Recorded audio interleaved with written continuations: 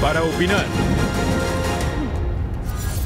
¿Qué tal? ¿Cómo están? Qué gusto que continúen con nosotros. Les recuerdo que es noche de lunes, es noche para opinar y como cada semana saludo a mis compañeros en esta mesa de análisis y de debate. Víctor Hugo Hernández de Mega Noticias Coahuila, Andrés Villarreal de Mega Noticias Sinaloa y Marta Reyes, colaboradora de Mega Noticias TVC. A todos muy buenas noches y bueno, sin más preámbulos, vámonos con los detalles porque el presidente López Obrador habló esta mañana sobre los avances para la ratificación del TEMEC, este dolor de cabeza. Bueno, hizo un llamado a la senadora demócrata Nancy Pelosi de los Estados Unidos para acelerar las gestiones finales del acuerdo y suscribirlo lo antes posible. Se hablaba de que hoy podría darse el anuncio allá en Washington. No ha pasado absolutamente nada en el momento en que estamos grabando este programa.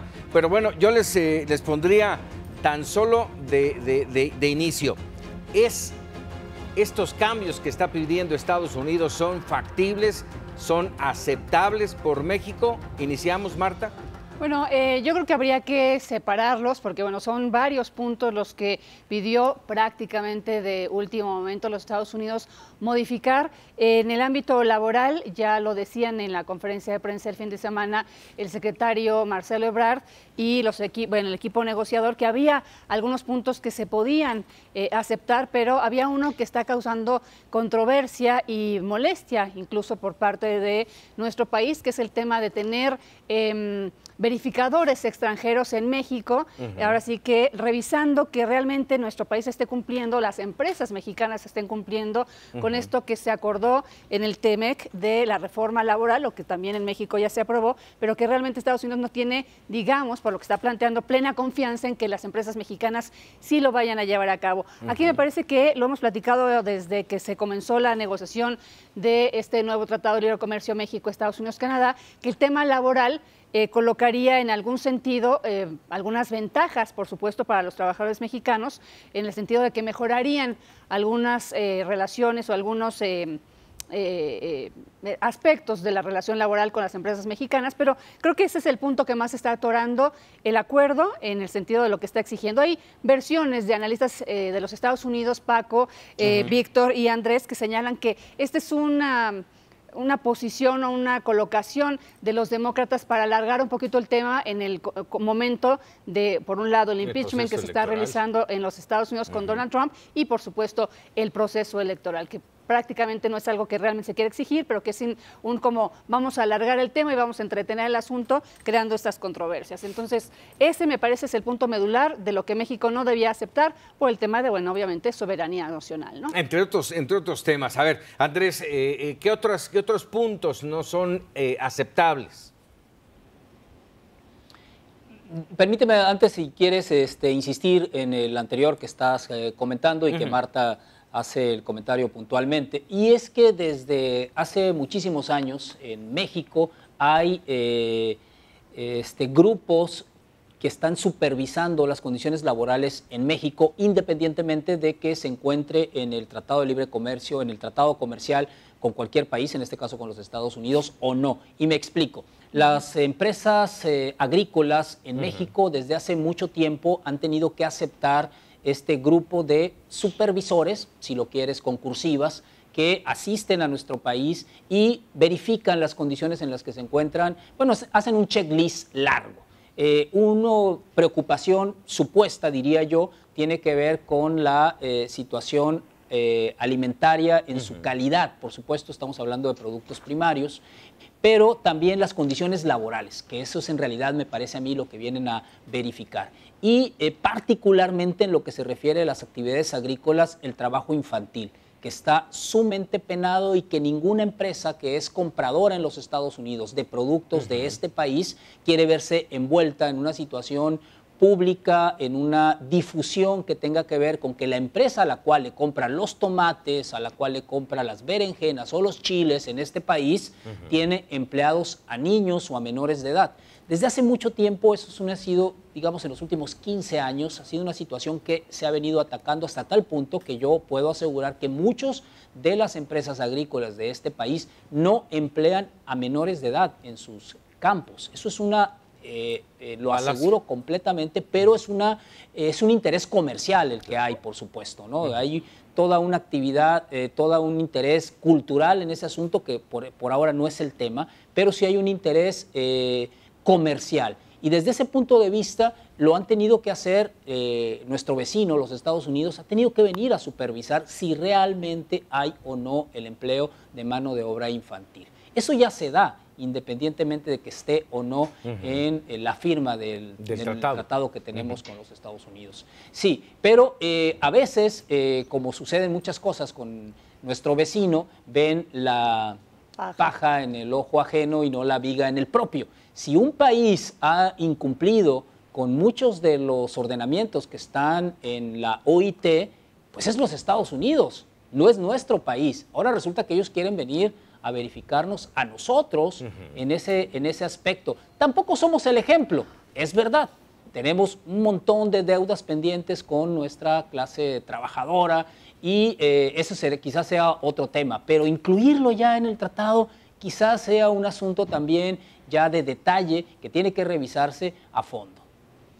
Yo en lo personal pienso que, bueno, todo lo que han dicho es correcto, estoy de acuerdo, les saludo con afecto, pero también hay que recordar que Estados Unidos en este momento está atravesando por un proceso electoral prácticamente, ya está metido en el terreno de lo político. ¿Qué es lo que hicieron los demócratas? Simplemente exigir su parte.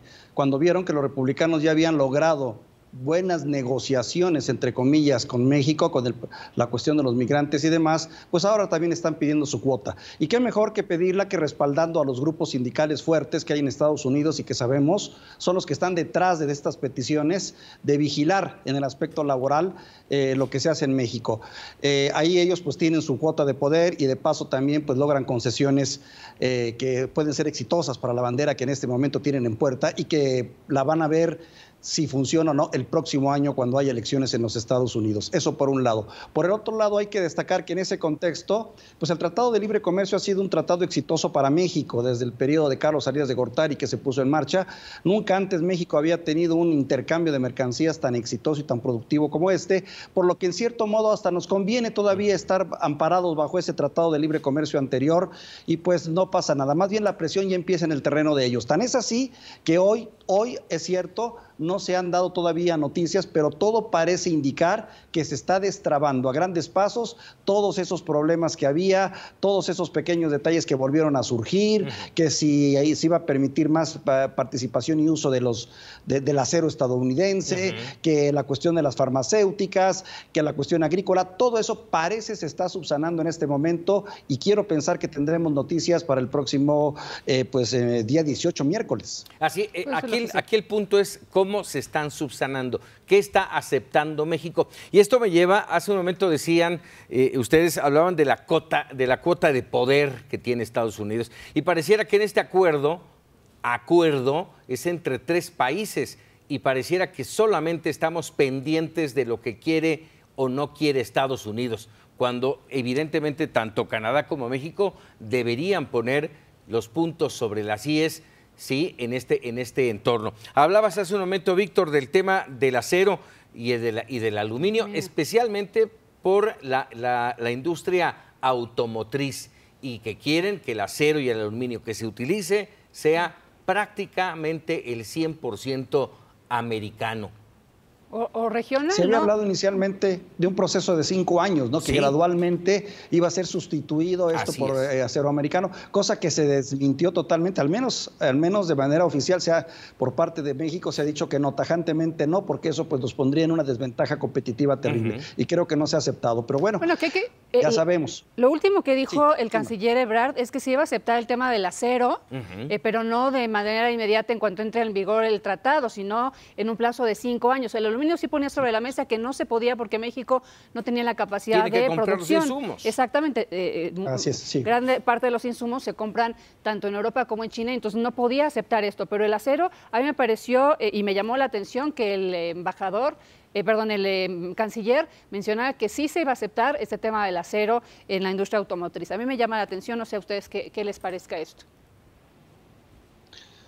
Bueno, Paco, dices tú, ¿por qué nos fijamos más en Estados Unidos? Sabemos que esta es una relación sumamente asimétrica. Bueno. Es un país muy poderoso, los Estados Unidos, son los otros 2 digamos, en esa jerarquía sería Canadá, luego México, pero además comercialmente para nuestro país, en referencia al tratado, obviamente dependemos principalmente de los Estados Unidos y después, claro, nos conviene que sea todo Norteamérica y que esté incluido también Canadá, pero como socio es mucho más grande, es desproporcionadamente más grande los Estados Unidos como socio. Y lo es también como en esta relación asimétrica, lo es también mucho más grande los Estados Unidos. No hay otra forma, de hecho, como bien lo comenta Víctor Hugo, ha sido un tratado con todas las críticas que ha tenido desde su primera firma en el sexenio de Carlos Anillas, con todo eso, pues ha sido un motor importante para la economía de México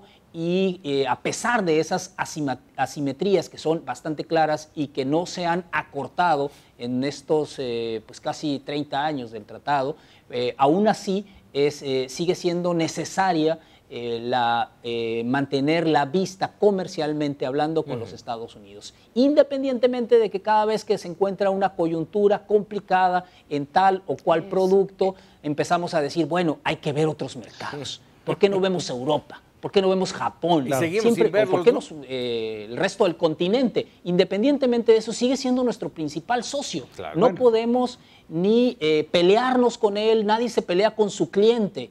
Tú sabes que eso es un principio básico de la... Que Trump sí se peleó. El cliente siempre tiene la razón. Trump sí se peleó en su tiempo, ¿no? Con nosotros, que también somos un socio comercial importantísimo para los Estados Unidos. No hay que ponernos, digo, obviamente, con sus debidas comparaciones, pero somos un socio estratégico para la Unión Americana. Entonces, sí hay quien se pelea pero por fíjense, ahí. Pero fíjense cómo se están dando las coyunturas. Estamos hablando de una negociación que creo que es algo más de 300 mil millones de dólares al año de negociaciones, lo que nos habla de la importancia de este tratado. Prácticamente se da por sentado que con Canadá no habrá problemas, sino más bien la situación es... Ya Canadá prácticamente ya lo aceptó como tal.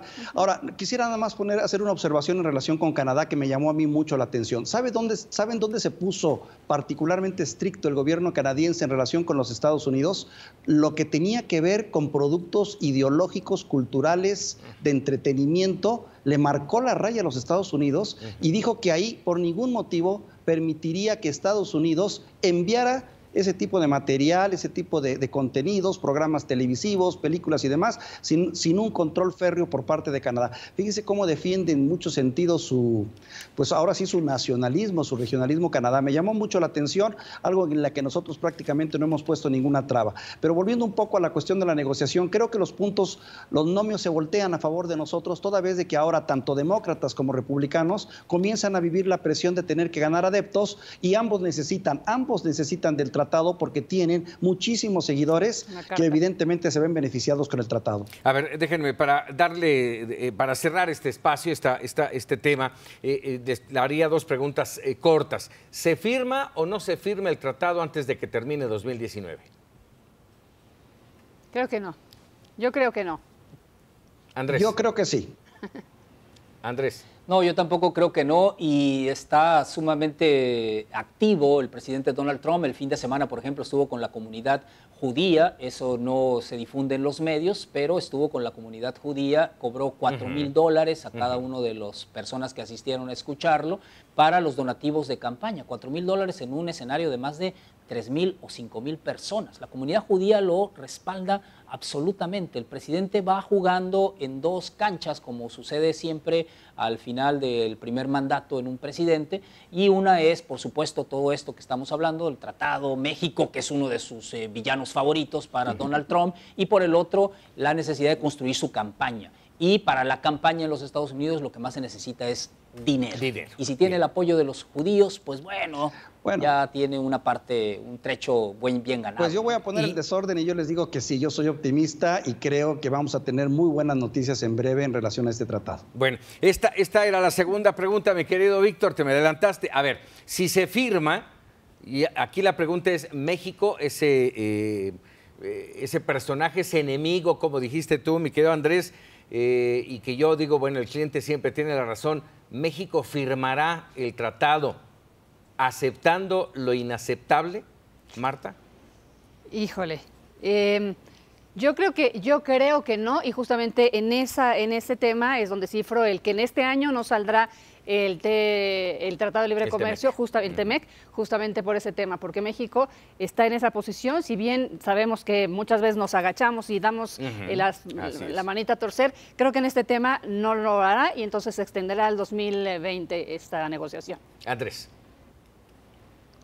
Sí, también coincido con Marta, se va a extender al 2020. Me parece que independientemente de las letras pequeñas de estos detalles que todavía faltan, México ha cedido lo suficiente. Sí. Creo que se firmará a principios de año, pero más que todo para el timing político. México ya cedió lo que debió haber cedido con Donald Trump y esto es la presión de todavía seguir obteniendo más de lo que ya tiene. Así es, yo creo que se van a ir matizando los temas espinosos que en este momento se están discutiendo y se va a llegar a un acuerdo finalmente. Y por otro lado, si se va al año que entra, que pudiera pasar, y que México, por ejemplo, no aceptara, porque yo estoy seguro de que México no va a aceptar condiciones que prácticamente serían inaceptables y ahí empezaría otro problema, entraríamos en otra dinámica, en una dinámica que ya va marcada por el proceso electoral de los Estados Unidos. Pero vuelvo a insistir, con todo y esos problemas, la paciencia por parte de México es lo que debe de prevalecer. Finalmente estamos con un tratado de libre comercio que hoy está en boga, está vigente y nos está dando buenos resultados. Muy bien. Vamos a cambiar rápidamente de tema. Déjenme comentarles que el fin de semana, cuando escuché esta información, me remontó a la administración de López Portillo, de José López Portillo, cuando tendríamos que haber aprendido a vivir en abundancia, ¿no?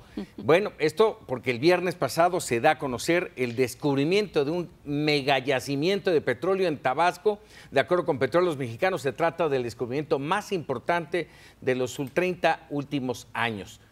Estamos avanzando hacia la petrolización, de nuevo, hacia la petrolización de nuestra economía. Fíjense que justamente eso yo creo que es una de las cosas que varios nos hicimos la pregunta cuando se dio a conocer este anuncio. Decías que te recordaba Echeverría y no, a López Portillo. Perdón, a López Portillo, pues más o menos aquellos tiempos, ¿no? En el 87. Entonces hay muchas similitudes. Pero bueno, yo creo que pensamos todos mucho eso. Es un anuncio importante para el país justamente, pero porque la óptica de México es no dar el paso adelante hacia la despetrolización, que justamente el mundo lo está dando, en muchos sentidos, energías más limpias, y el gobierno actual, la Cuarta Transformación, está centrada en seguir explotando los mantos petroleros del país, petrolíferos del país, y que finalmente sí nos estancan de cierta forma en esta estrategia de producción de energías no renovables, ¿no? ¿Regresamos o no, Víctor? Mira, el riesgo existe y yo también recuerdo muy bien esos tiempos de López Portillo ya en 1979 cuando decía que teníamos que aprender a administrar la abundancia y así nos fue, descubrimos uno de los yacimientos más importantes del mundo, Cantarell. El segundo competitivo con los países árabes que nos dio por ahí algo así como 13.400 millones de barriles, no los acabamos con Cantarell, desperdiciamos, tiramos todo ese recurso y hoy este nuevo yacimiento que creo que se conoce Quesqui, algo así, es Quesqui, creo que se conoce así. La zona es Amoca y Zama y los pozos son el campo Sequi. Se llama Quesqui, el campo, Quesqui. Pero varios pozos muy bien. Por ahí. Bueno, estos pozos, pues la verdad, aunque es una cifra importante e interesante, el presidente habló de una cantidad, algo así de 9,000 barriles diarios y le pone un precio $50 cada uno, palidece con lo que fue Cantarell en su momento, que llegó a producir hasta 100,000 barriles diarios y bueno, ya vimos lo que pasó. Sí existe el riesgo de que pudiéramos petrolizarnos, apuntalar de nueva cuenta nuestra economía en el petróleo, no subir impuestos, porque es lo más fácil y lo más demagógicamente lo que más funciona cuando tienes petróleo, pero al final ya lo sabemos, es un final finalmente de quiebre, ¿no? Oye, calculan de estos pozos 700,000 barriles diarios, 700,000. Sí, 700,000 barriles diarios. Si les pones el precio de que se venden en $50 cada uno, pues el presidente ya está haciendo cuentas alegres. Alegres. Y bueno, todavía falta perforar y ver si hay y efectivamente venderlos, ¿verdad? Que ese es el punto. Andrés. Y el momento del mercado. Sí, claro, y los altibajos que normalmente tiene el precio del petróleo, ¿no? Me da un poco de risa este asunto. Quiero pensar o quisiera creer que el escenario de los años de López Portillo y los actuales son completamente distintos, aunque yo siempre me gusta hacer estas analogías, que en el caso de López Portillo pues solamente leí, no viví como tú, Paco, que ahora resulta. Me recuerda aquellos tiempos de López Portillo. Yo lo único que puedo decir es que me evoca los tiempos de López Portillo cuando he leído cómo ha sucedido. Pero creo que eso ya no lo cree nadie. Yo llegué a un momento de un gran trabajo con mi mujer y le dije, prepárate, vamos a administrar la abundancia, como dijo López Portillo, citándolo a él, por supuesto. Evidentemente no pasó, como bien dice Víctor Hugo, no pasó en mi familia, no pasó en el país. Creo que estamos ya en una dimensión distinta para entender que ninguna economía puede depender de un solo producto, así sea el petróleo. Hay ejemplos suficientes en la historia para entenderlo. Hay demasiadas economías que lo dicen. La venezolana quizás sea el ejemplo más claro para nosotros y que tanto gustan en este país estar comparando a México con Venezuela y estar comparando a este gobierno de López Obrador con Venezuela. Creo que no me parece que esté el escenario, menos en las condiciones en las que actualmente se encuentra Pemex. Sabemos que no tiene la capacidad para explotar esa cantidad de barriles de petróleo de las que habla López Obrador, eso queda bastante claro. En un periodo, ni siquiera en el mediano plazo pudiera hacerlo, independientemente de que encontremos la veta más grande que pueda haber de oro negro en este caso. A ver, ni aún así será posible. Yo no Entonces, estoy de acuerdo contigo. No, Andrés, te voy a decir por qué. Mira, de entrada ya anunció que se van a comprar 7 nuevas plataformas para poder explotar más recursos de petróleo. O sea, habla de que el presidente está puesto a apostarle de nuevo al petróleo. Hay que recordar que también está invirtiendo en esa nueva planta petrolera de Dos Bocas en el sureste. O sea, él sí le tiene la apuesta al petróleo. Ahora, por un lado. Por el otro lado, puro sentido común. Sus principales programas, lo hemos visto, al menos este año, son asistenciales, son de ayuda y se está gastando todos los millones que podamos imaginar. La pregunta es, ¿qué va a pasar el próximo año si no logramos tener el crecimiento que tanto necesitamos? Vamos a necesitar dinero. Y si necesitamos dinero en esa lógica, pues podríamos pensar que el mejor recurso va a ser el petróleo. O sea, ese puro hilo, digamos, es el que a mí me lleva un poco a la preocupación. Sí, que hay que recordar que justamente cuando él anunciaba sus planes de económicos para el país, se centraba de forma muy importante su gobierno en el tema petrolero. Fue una gran crítica, por supuesto, aunque lo centraran en el tema de otros tipos de crecimiento, etcétera. El petróleo para Andrés Manuel López Obrador es la clave para que este país crezca y por eso lo ponía sobre la mesa al principio. Es una de sus estrategias y por eso lo ponía yo sobre la mesa al principio. Es una de las estrategias más importantes del gobierno cuando el mundo está cambiando a otros tipos de energía y México se está quedando atrás otra vez en este sentido, aunque sabemos que nos falta muchísimo y nos falta muchísima inversión que México, si para este tipo de economía petrolizada no se tiene, bueno, más difícil avanzar en el otro, pero sí podríamos ir dando esos pasos adelantados, creo yo, ¿no? Andrés, por alusiones. Creo que nadie en este país ni en el mundo es el genio de la lámpara para que diga 2 plataformas, 7 plataformas, vamos a poner ahí. No es un asunto de tronar dedos, pues, y en el que mañana van a estar ahí las cosas. Quiero pensar que históricamente hemos entendido muchas cosas en este país, independientemente de que coincido con Marta en que el presidente ha dicho en varias ocasiones que hay que explotar los mantos petroleros si es necesario para sostener una parte de los programas. Me queda claro que hay un cambio mundial hacia otras alternativas de energía, pero creo que va a ser mucho más lento. En la medida en la que se está explotando el petróleo actualmente, no me deja ver que en 3 o 5 años todos vamos a traer carros eléctricos. 3 o 5 años no vamos a traer carros eléctricos. Siguen fabricándose autos que son de gasolina o diésel en el mundo. No y con la mayor rapidez, o sea, no hay una competencia entre los carros eléctricos y los de petróleo en el mundo. No estoy hablando solamente de México. Claro que hay regiones en las cuales hay mucho más vehículos alternativos, pero no en la proporción en la que estemos hablando, que en 3 o 5 años todos vamos a andar en autos eléctricos. ¿Y con eso vas a que hay que aprovechar esa coyuntura mundial todavía? O sea, ¿a qué iba este final? Hay que mantener la confianza en la petrolización. Es que... No, yo creo que no debe de ser la petrolización, ni siquiera hay confianza en los precios del petróleo, hay en esos altibajos que normalmente tiene, fincar cualquier economía en el petróleo o en cualquier producto está mal, sea un país africano que de repente piensa que encontró diamantes la y gallina piensa que de los por ahí huevos de puede oro. la economía levantarse. Sí, pero espera. No hay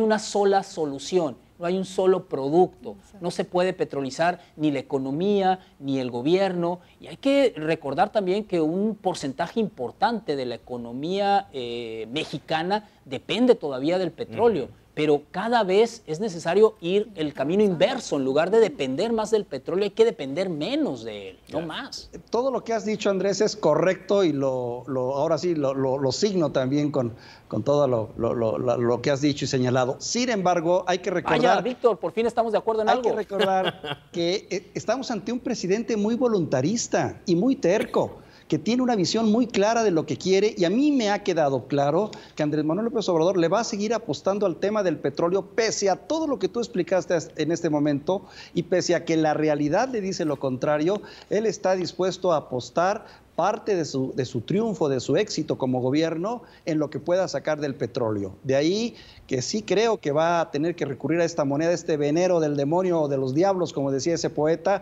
refiriéndose al petróleo y lo que significaba para México. No, y lo hemos visto con la autoridad republicana y el dinero a dónde se ha ido, ¿no? Sí, aquí cabría, vamos, está bien, no abandones, tienes un mega yacimiento nuevo, no vas a alcanzar lo que producías hace 15 años, ni siquiera la mitad de lo que se producía hace 15 años, pero hay que seguirle y hay que buscar sacar beneficios. Pero por el otro lado, tienes que buscar los caminos alternativos para no quedarte atrás, porque a la hora que ya no haya necesidad apremiante por el petróleo, nos vamos a quedar rezagados, como en muchas otras cosas a lo largo de toda nuestra existencia. Vamos a cambiar de tema, porque el fin de semana circuló en redes sociales un video en el que se aprecia al embajador de México en Argentina, Óscar Ricardo Valero, hurtando, así como lo oye, hurtando un libro de la icónica librería El Ateneo allá en Buenos Aires. Un libro de poquito más de 180 pesos, nada, vamos, realmente ni el arriesgue, y sobre todo teniendo un sueldo soberanamente digno para comprarlo. ¿Qué puede pasar con esta situación? Ya el presidente López Obrador en la mañanera salió en defensa, habló de la buena trayectoria de su amigo, lo disculpó diciendo que todos cometemos errores. Ojo, es el embajador de México ante Argentina. Y pidió que no se le linchara. Se le tiene que linchar o no. Pongamos las cosas en perspectiva. Yo a veces creo que nos dejamos llevar mucho estoy de acuerdo en que se deben de preservar valores, dar ejemplos de ética, de moralidad, pero creo que estamos cayendo en un ambiente muy, muy complicado, propiciado mucho por las redes sociales, que hacen de cualquier tema un motivo de linchamiento. Hay que ver los últimos casos que ocurrieron con esta chica que se fue de parranda y con otros casos que prácticamente primero te apoyan y después te destruyen. En este caso está pasando algo similar con este personaje, que por cierto es un hombre muy interesante, Óscar Valero Recio Becerra. Es un hombre con una gran trayectoria, es un hombre culto, es un hombre preparado, es un hombre de carrera. Yo creo que son cosas diferentes, Víctor. Perdón. Creo que son cosas diferentes. Creo que nadie pone en duda la carrera, la trayectoria, la preparación, etcétera, la carrera diplomática de Ricardo Valero, pero justamente por eso y por quien representa a quien representa en el extranjero es en lo que ciframos nuestra condena o nuestra crítica.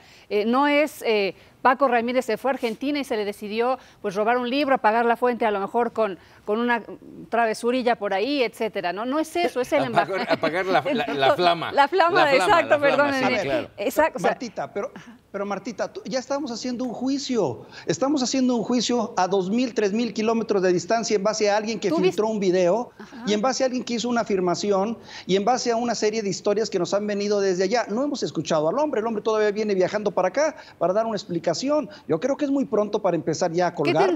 ¿Qué tendríamos que escuchar para que dijéramos, bueno, sí, el embajador tenía, se robó el libro, tenía sus motivos, ganando $12,164 como embajador de México en Argentina, pues tenía que robarse un libro de 180 pesos. ¿Qué tendrías que escuchar tú? Por eso mismo pienso que merece el beneficio de la duda y escucharlo. A lo mejor, mira, es un hombre de 70 años, una distracción podría caber. Oye, no lo sé, no estoy metiendo las manos al fuego. Simplemente no quiero que colguemos a un hombre antes de tiempo y que acabemos con toda una trayectoria. Yo creo que acabar con su trayectoria, acabar con su representación de México en el extranjero, creo que sí lo merece.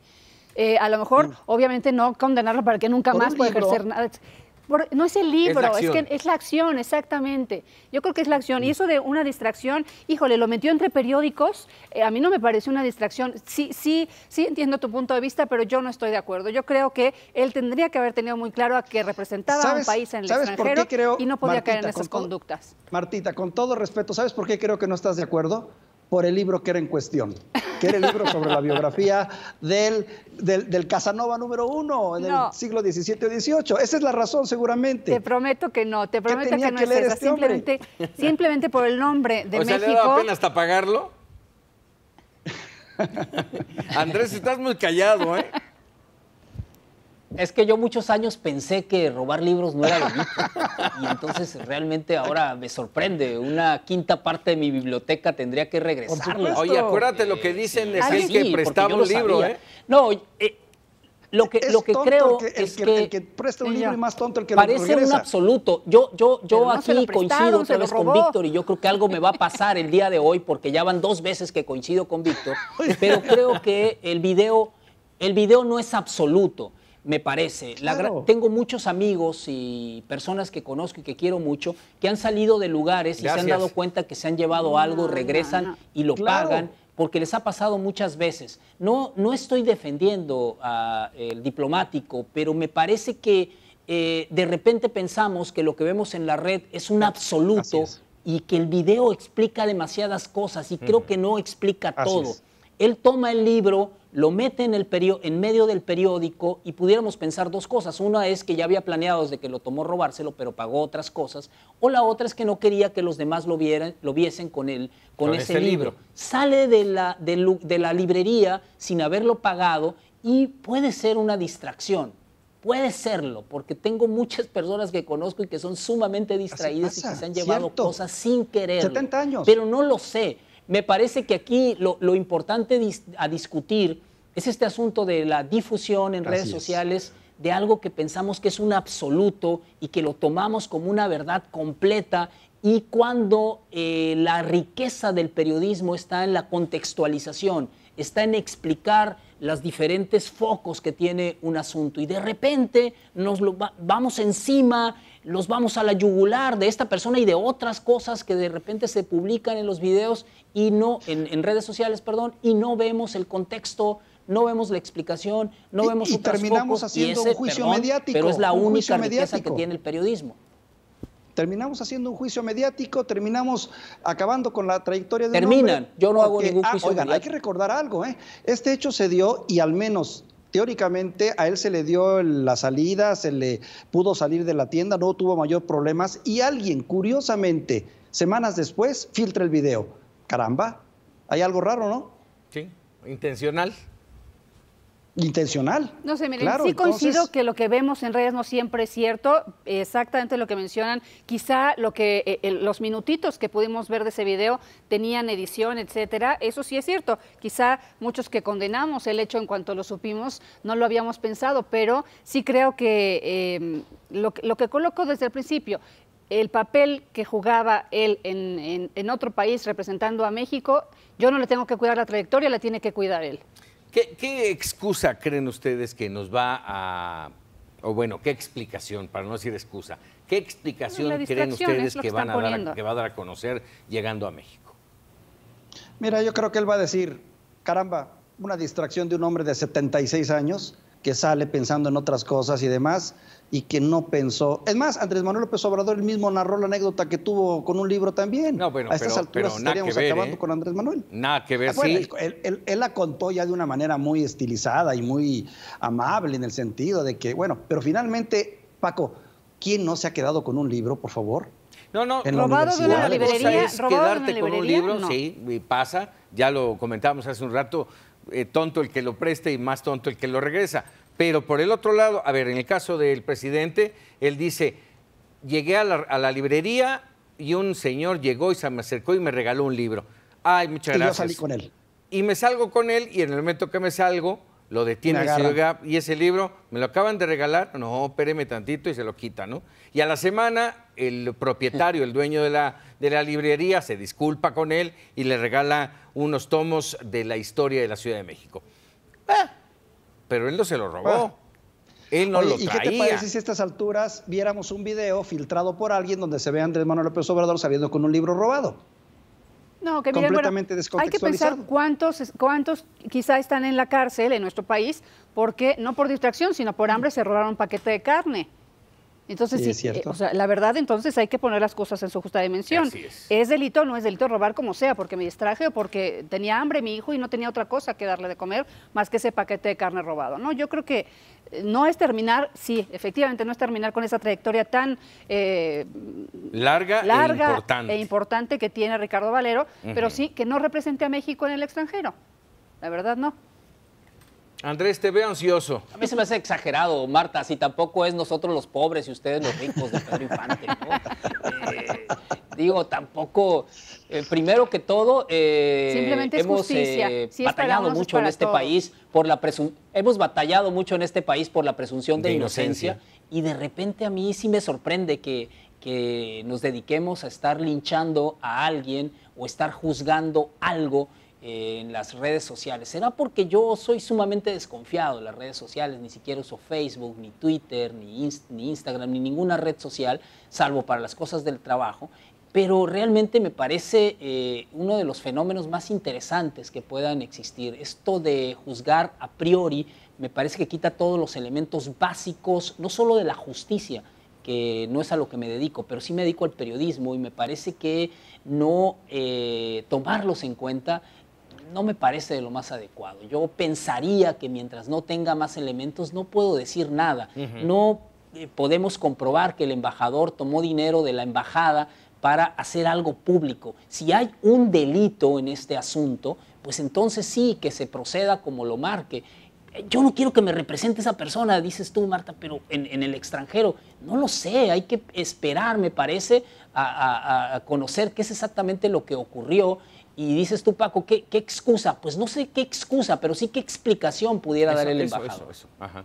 Y también quedará siempre, lamentablemente, por este linchamiento político, o público, mejor dicho, también quedará esa explicación siempre en la duda, ¿no? Claro. Lamentablemente, porque lo podré explicar muy bien, pero a lo mejor no faltará quien diga, no te lo creo.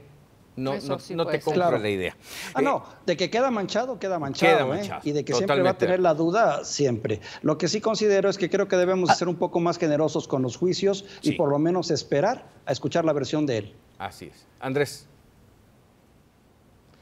Bueno, yo acabo de ir a la Feria del Libro en Guadalajara, compré todos mis libros que traje, los pagué con una tarjeta, pero debo reconocer públicamente que sí, en algún momento cuando era joven, porque alguna vez fui joven, pensé que no era delito robar libros. Y entonces tal vez estoy como diplomático, que oigan, a mí, nada no más lo hubiera leído a Rimbaud cuando era joven. Para no cerrar este tema antes de colocar esto, se dice que este hecho sucedió hace más de un mes o un mes y que el gobierno mexicano lo supo, ¿no? Es lo que se maneja en la información. Y hasta que salió exactamente, y hasta que salió el video, Marcelo Ebrard ejecuta y dice... lo cesamos o lo suspendemos y que venga a explicar. Eso a mí, periodísticamente, como me recomienda Andrés actuar, sí me llama la atención. Es que, ¿sabes qué pasa? Ocurre algo así como lo que dice Ortega y Gasset. Es el hombre y sus circunstancias. Se da un momento en el que este hombre, este personaje, que es un político de carrera, que estuvo con Vicente Fox, con De la Madrid y demás, se ve en el contexto de una cuarta transformación que lo que más pregona es la honradez y la no corrupción. Desafortunadamente, esa narrativa y ese discurso pues le pegan en la línea de flotación de su vida. Politizar, ¿no? Eso es politizar. Eso sí lo leí en las redes y dije, bueno, eso es politizar. Aquí sea de la cuarta T o de lo que haya sido, finalmente el hecho. Pero de esto de Marcelo Ebrard sí me llamó la atención que mencionara y ejecutara hasta que se evidenció el video, ¿no? Rápidamente. Nos quedan escasamente 2 minutos y yo quisiera preguntarles rápidamente su parecer en torno a lo que mañana se va a votar en diputados y que tiene que ver con quitarle prerrogativas a la Secretaría de Comunicaciones y Transportes en el entorno de los puertos marítimos para otorgárselos a la Secretaría de Marina y que ha generado mucha polémica. ¿Cuál es su parecer en este sentido, Marta? Bueno, aquí, bueno, va todo ejecutándose en el tema de los 2 grandes pilares del gobierno, o 2 de las grandes preocupaciones, que es la corrupción y la inseguridad, ¿no? Dice el presidente, vamos a colocar en la Marina en estos puestos para que se termine la corrupción dentro de las marinas del país, ¿no? De los puertos del país. A mí me preocupa un poco, aunque diga el presidente que es exagerar el hablar de militarizar estos puertos, sí me preocupa un poco qué ejecuciones van a realizar y, bueno, sabemos que la Secretaría de Marina, con sus marinas mercantes, etcétera, tiene muchas actividades, no solamente el cuidar los puertos. Entonces, hay que delimitar muy bien y también organizar y entender muy bien cómo se haría todas estas actividades y cómo entrarían dentro de un esquema que ya no le correspondería de manera directa a la Secretaría de Comunicaciones y Transportes. Y también periodísticamente me llama la atención que todo se ejecutó sin que, al parecer, supiera el propio Secretario de Comunicaciones y Transportes. Andrés.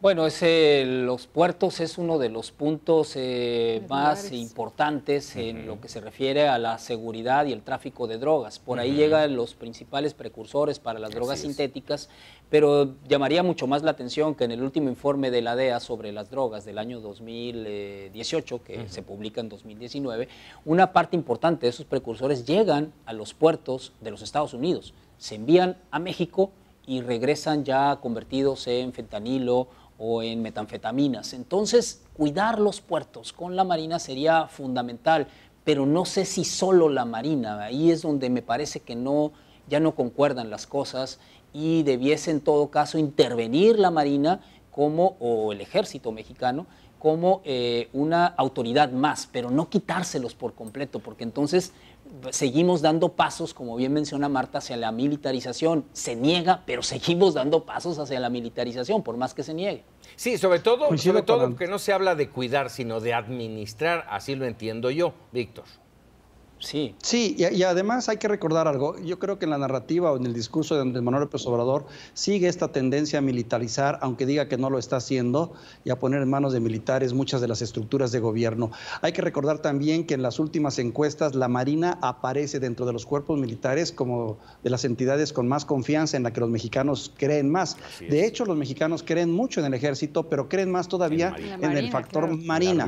Entonces, esto yo creo que es parte de lo que ha movido al presidente a tratar de colocar los puertos, que son algo clave en esta guerra contra el crimen organizado, pues en manos de ellos. Sí, que aquí cabe la oportunidad de mencionar esto. Hace apenas un par de semanas tuvimos la oportunidad aquí en Mega Noticias TVC de tener a 2 elementos de la Secretaría de Marina y hacían la mención justamente de que son 2 cosas distintas y el auditorio debe de conocer: la Secretaría de Marina y la Armada de México. La Secretaría de Marina es quien se encarga de la parte administrativa y la Armada es la fuerza. Entonces, esto está para la Secretaría de Marina, administración. Importante hacer el señalamiento. Pero bueno, ya mañana los diputados decidirán qué va a ocurrir en este sentido. Por lo pronto, hasta aquí para opinar y como siempre agradecerle a mis compañeros, Marta, Víctor, Andrés, muchísimas gracias, pero sobre todo a usted porque nos permitió entender lo que nosotros tratamos de explicar y que se quede con la mejor opinión. Lo invito para que nos acompañe mañana Para Opinar con Raúl Frías Lucio. Y bueno, por supuesto, ahora quédese con el ingenio y el humor mexicano, como ven, la agenda nacional. Adelante, muy buenas noches.